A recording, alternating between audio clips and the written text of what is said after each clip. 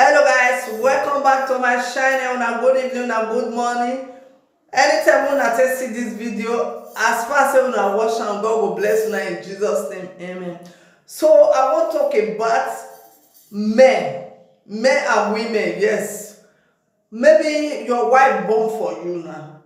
Your wife, the pikin wey born for you. Maybe the pikin dey sick, or maybe the pikin no quick get it.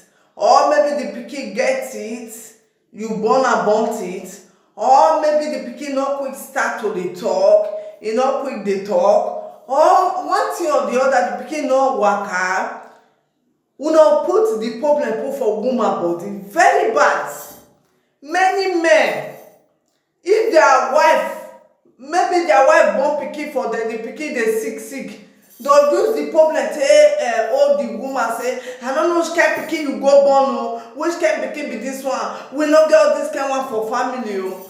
Or maybe the pikin no dey quick, e no quick talk. Oh, this kind of pikin wey no dey talk so, no be say na dem be God, oh. My brother, if you dey like that, change. Very, very bad. And some people, if they born so girls, the man go put problem for the woman body. Why be say na so girls you dey born? I wan go marry, oh, I no fit just stay like this, oh, I need to go bear my son, oh. Wetin dey do some men? And na so e be for some women. Some women, if dem born maybe pikin sickler, maybe kwashiorkor, their pikin get kwashiorkor, or maybe the pikin no dey waka, im best time, they go just dislike the pikin. Though they do the pikin anyhow. It's very, very bad. All pikin na one, any pikin wey God give you, take am like that. Accept am for God. It's very important. No let any man tell you, say, this your pikin no good. You go dey maltreat the pikin, say, na because of you now, your papa dey shout for me. Because of you, na make my marriage wan destroy. Many women, after they born pikin for man, if the pikin no dey waka, the man and the woman, they go divorce. Yes. Any condition, give thanks to God. Very, very bad. Some men, as they born so girls, they go give the girls name, say, Omotogbe. E no good. Pikin na pikin. Today na girls pikin. They most of them even better pass boys. Yes. All these days, they no dey train girls pikin. Most parents, they say, girls na their papa, na another person papa name go answer. Na boys dey answer their own papa name. Na mean they no dey train girls for all these days. It's very bad. More will change. Very, very bad. So na so me, when my baby never dey talk, my baby never even complete 3 years. The father don dey complain, why this pikin no dey talk now? Now say I no be God, oh. Yeah, even though me I born old, I born deaf or I born dumb. Now one hand I tell all my pikin, I no wan make you complain about my daughter again. My dear, today my daughter, e talk pass everybody. Yes, if you speak French, good perfect French, e dey talk. No be old, no be dumb. Just e no quick start to dey talk. E quick waka, e quick stand, e quick creep. Talk was very difficult. But pikin wey never complete 4 years, you see now, I don dey get it.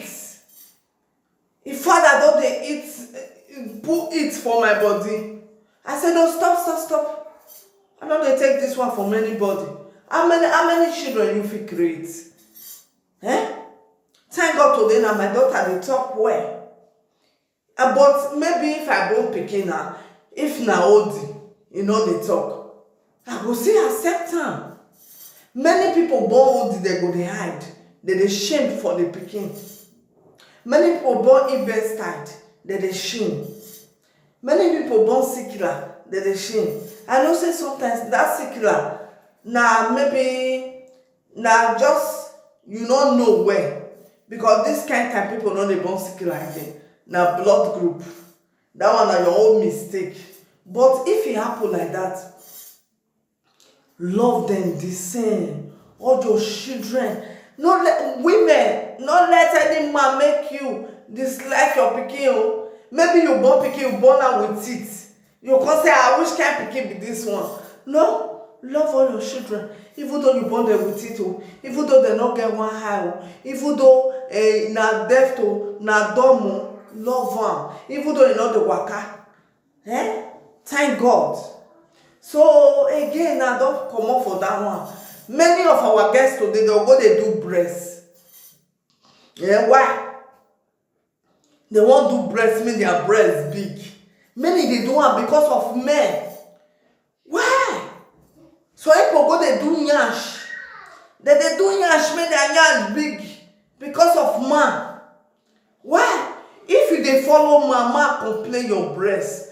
If the man say, if the breast not big, e no fit follow you again, make dey go.